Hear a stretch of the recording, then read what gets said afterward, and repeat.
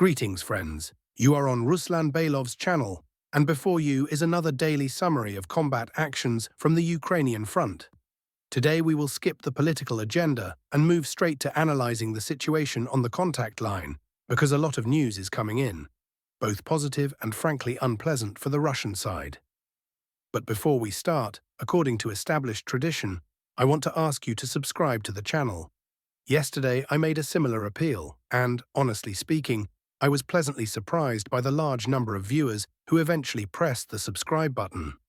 Let me remind you that a significant part of the audience regularly watches the episodes, sometimes several times, but remains unsubscribed. Therefore, if it is not too difficult for you, please subscribe to the channel. I thank everyone who does so. Now let's get to the essence. In fact, that very counter-offensive has begun, which Alexander Syrsky announced back in the autumn, then postponed to winter, and literally a week ago promised its start again. And here it is. The attempt is underway. Offensive actions have been deployed in one direction, but immediately in several sectors. Regarding one of them, there is sufficiently detailed information. For the others, the data is still fragmentary. However, even this is already enough to draw certain conclusions. Therefore, let's move on to a detailed analysis of the situation. So, friends, yesterday in the episode, we talked about the fact that a record day was recorded for February in terms of the Russian army's rate of advance. Well, over the past 24 hours, this indicator was surpassed. That is, the volume of occupied territory and the speed of advance turned out to be even higher than the day before. However, there is an important point here. For the Ukrainian side, this day also became a record one in terms of rates of advance. That very counter-offensive I spoke about earlier has begun, and it is logical to start the analysis specifically with the actions of the AFU, Armed Forces of Ukraine. Yesterday, Ukrainian formations conducted an extremely powerful attack in the zone of responsibility of the Vostok, East grouping. Several mechanized columns participated in the offensive at once. The total quantity of equipment engaged amounted to several dozen, about 40 units. Moreover, one can often hear assertions that the Russian command allegedly sends equipment to the slaughter. Well, look at these AFU columns, more than 40 units of equipment, including tanks and armored fighting vehicles. I haven't seen such dense columns from their side for a long time. Obviously, they stockpiled the equipment, then transferred it to this sector, into the zone of responsibility of the Vostok grouping, and attempted to implement a new offensive scenario. But the result is expected. The equipment is burning. In the course of this offensive, dozens of units of AFU armored vehicles were destroyed. The situation here is, in essence, analogous to any large-scale attack. Equipment is used primarily as a means of delivering infantry. As a rule, the preservation of the machines themselves is not the priority. If the infantry is dismounted, it means the equipment fulfilled its task, even if it was destroyed after that. Now the main question, did the AFU manage to achieve at least some results? Speaking frankly, with the help of these columns, Ukrainian units managed to enter the settlement of Ternavate. Russian control, which was previously designated in this urban-type settlement, was eventually removed, and now part of the territory is in the so-called grey zone. An analogous situation has formed in Peredorozhne. Both settlements are currently not under the full control of either side. I will emphasize immediately, one cannot speak of AFU control here. This is clearly visible from the footage published online. I am not making anything up. All the equipment that drove into the urban-type settlement was destroyed. Ukrainian units failed to gain a foothold there. But at the same time, there is no full Russian control at the moment either. That is exactly why cartographers justifiably removed the red marking designating Russian control, since factually it does not exist there now. As for other sectors where the AFU also tried to develop an offensive, in the north, in the Dnipropetrovsk region, from the side of Velikomikhaylivka, in the direction of Berezove, and further with the goal of reaching Uspenivka, massed attacks by columns were also undertaken. However, information on this direction is still being clarified. We are awaiting more reliable data on which lines Ukrainian units managed to reach. I will note separately that the AFU actively used the dense fog that held in this area over the last few days. Now regarding the prospects of the Ukrainian offensive and this new counter-offensive stage, As for the sector in the area of the Haichur River, here I am, let's say, relatively calm. But in the northern direction, the situation raises more questions. It is no secret to anyone that there is actually no defense in depth there, and the density of infantry leaves much to be desired. And when the enemy amasses equipment and then tries to break through on it, local breakthroughs are quite possible. Another matter is whether the AFU will be able to consolidate on the reached lines and exploit the success. Here I have serious doubts. Personally, I am not sure that they will succeed, but that attempts will continue, there is no doubt. Yesterday showed this clearly. Immediately several attacks, several directions, several columns with equipment. It is evident that preparation was conducted, and it is evident that they are tuned sufficiently resolutely. Therefore, I will definitely not engage in hat-tossing, boasting of easy victory, and assert that all this is nonsense and there will be no problems. No, they will certainly create certain difficulties. The question is only in the scale and what this will lead to in the final result. As always, as information arrives, we will analyze all this in detail. Now let's move to the actions and successes of the Russian army. They also took place, and there were quite a few of them. For example, difficulties for the AFU continue to grow in the Sumy region. Yes, Sumy region again. Last spring, Russian troops actively advanced forward there. Then the Ukrainian side pulled up reserves and was able to temporarily stop the offensive. However, they could not maintain such a tempo for long, and now the problems are returning. We are talking about the recently formed Komarovka bridgehead. Here we managed to advance on a sector more than 3 kilometers wide and take under control another settlement, the village of Sidorovka. If we recall, on February 1st, we had an episode in which we summed up the results of January and simultaneously discussed the prospects of February. Then, analyzing this sector, I said that if by the end of February we managed to clear the Mikhail tract and take Sidorovka, then the month could be considered successful. And what do we see now? All these tasks, designated for a month ahead, are completed already by February 9th. Moreover, at the current moment in the Sumy region, more territory is already occupied than was taken in the whole of January, and January was also sufficiently productive there. What does this say? That the Seva North grouping has again become active in the Sumy direction. Is it worth expecting the resumption of an offensive directly on Sumy in the perspective of several months? I think not, although one cannot completely exclude such a variant either. Considering that the AFU is now trying to launch a new counter-offensive, in the case of even partial success, they will be forced to transfer forces and resources there, weakening other sectors of the front. And, speaking honestly, the current activation of the Russian army in the Sumy region, in my view, is directly connected to the fact that the Ukrainian side concentrated reserves and equipment in the Zaporizhzhia region, having weakened, among others, this direction as well. As a result, we see the current setbacks, and not only here, but also on a number of other sectors. At the moment, the Russian command continues to stretch the AFU forces. How did it all begin?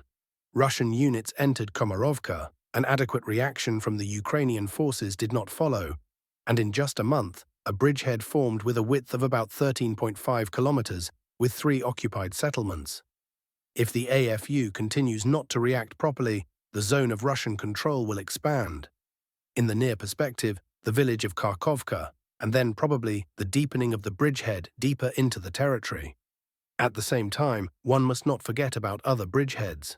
Besides the main one, there is also a new one, the Grabovskoy one, where serious problems are also being recorded for the AFU. Here, units of the Seva grouping advanced approximately 4 kilometers in depth and occupied the greater part of the village of Pokrovsk. We already discussed this information in several previous episodes when it appeared on alternative maps, but then there were no confirmations. Now the data is confirmed. Ukrainian units in Pokrovka hold only one street and a farm on the southern bank of the Sirovatka River. Furthermore, thanks to this advance, Russian positions ended up just 4.5 kilometers from the urban-type settlement of Krasnopilya, which undoubtedly should cause serious alarm for the AFU. In general, the Sumy region is clearly coming to life, and by the results of February, I am more than sure that we will see very solid figures of advancement here. Moving on, regarding the Kharkiv region, there was little news over the past 24 hours. The main events concerned Kupiansk. Heavy fighting continues there in the right bank part of the city. The AFU does not stop attempts to push Russian units out from the right bank, and, by the way, their offensive has been lasting for more than 2 months already. Despite the significant forces that were employed in this counter-offensive, they still haven't managed to return the city under their control. Moreover, over the past 24 hours, Russian units managed to restore control over the greater part of Pushkinskaya Street, take under control Gogol Lane, and also advance along Sidorenko Street. Yes, if looking exclusively at the numbers, the advance might seem insignificant. About 500 meters along Pushkinskaya and about 150 meters along Sidorenko. But the very fact that Russian troops are not just holding positions in the right bank part of Kupiansk, but are also conducting counter-attacking actions, says a lot. In particular, that despite all efforts, the AFU simply does not have sufficient forces for the full return of Kupiansk, even taking into account the serious logistical problems the Russian side is facing. Nevertheless, the fighters continue to fulfill the task and maintain control over the right bank part of the city. Moving on. Yesterday we examined the situation on the Rye-Oleksandrivka sector very thoroughly and separately noted the necessity of eliminating the salient between Privolye and Bondana. And here is the result. This impressive pocket with an area of about 14.5 square kilometers is completely closed. Ukrainian forces continue to lose positions here, and at quite rapid rates, so that you understand the scale of what is happening. Just yesterday, in the Rye-Alexandrovka direction, the AFU lost more than 30 square kilometers of territory.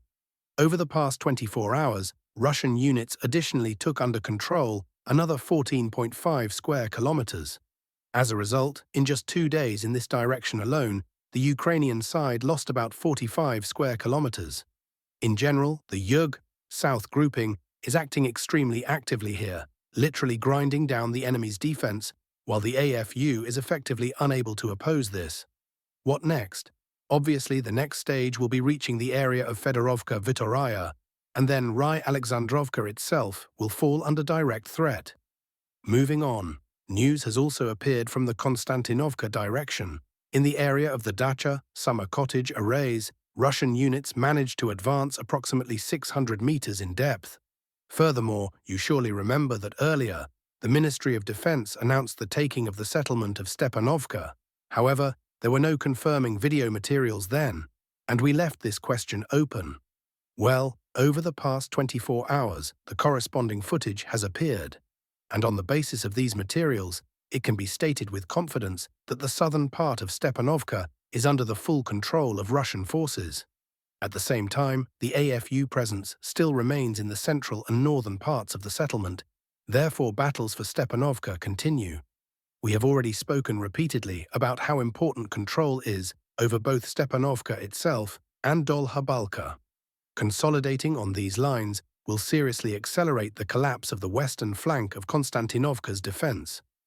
Therefore, we will undoubtedly watch the development of events in this sector especially closely.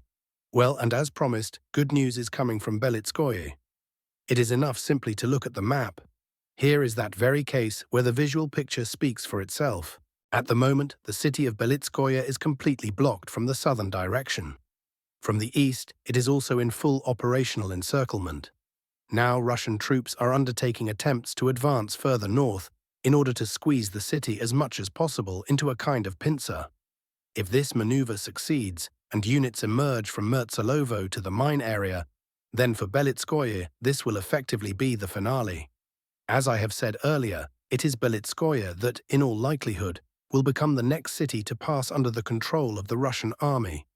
Information is also coming in regarding Rodinskoye. It is reported that Russian units continue to expand the zone of control directly within the limits of this settlement. We have already discussed video materials earlier where assault groups of the Russian armed forces were advancing in the southern part of Rodinskoye, came under AFU fire, but at the same time expanded the controlled territory by approximately 300 meters. Today, information appeared about further advancement, already to the west of Rodinskoye, in field areas, in the direction of industrial facilities. A mine is located there, where fortified positions of the AFU were previously located. These positions were actively worked over by Russian aviation, artillery, and FPV drones for a long time. By all appearances, it is exactly here that Ukrainian forces are now trying to hold out. At the moment, the news for this sector looks exactly like this. Moving on to the Pokrovsk direction, information about the advance of Russian troops is also coming from here. The main bulk of news concerns the Dobropilya salient, however, there are also reports regarding the settlement of Grishinyo, where Russian units are successfully advancing forward, gradually pushing back the front line. Let me remind you that pro-Ukrainian mapping services, as a rule, are in no hurry to promptly update maps and color in territories lost earlier. That is exactly why Mirnograd and Pokrovsk are still not fully designated by them as being under the control of the Russian armed forces, despite the fact that actually both settlements are controlled by the Russian side. There exists an unspoken rule. Such cities are finally recorded as taken when the front line is pushed further back, and they end up deep in the rear. At the present moment, Pokrovsk and Mirnograd are located practically on the line of combat contact. In such conditions, the probability remains that Ukrainian forces periodically penetrate there in small assault groups, plant flags, film video clips, creating the appearance of presence. However, this does not mean real control over the territories. Analogous actions were previously undertaken by the Russian side as well. DRGs, sabotage and reconnaissance groups entered Pokrovsk and Mirnograd. Separate sectors were noted, but there was no full control over the entire colored territory then. Now, however, the situation is different. Both settlements are under the control of Russian troops. The last sector of advancement over the past 24 hours is the zone of responsibility of the Vostok, East grouping. Yes, if there are difficulties in the northern directions, then in the south, confident advancement is observed. In particular, south of Zalizn, another pocket is practically completely closed. Furthermore, directly in Zalizn itself, battles continue, and at the moment, the greater part of the urban-type settlement is already under Russian control. Now let's summarize the past 24 hours. Russian troops lost full control over 2 settlements and lost about 10 square kilometers of territory. At the same time, 1 settlement passed under the control of Russian forces, and, what is especially important, 43 square kilometers of territory. Thus, even taking into account all the problems, in the bottom line, we get a net plus. Subtract 10 from 43 and get a gain of 33 square kilometers. These are the results. At the same time, of course, special attention in the near future will be paid to the Ukrainian side's attempts to develop counter-offensive actions and the directions of their strikes. On this, regarding the situation on the front for today, that is all I have.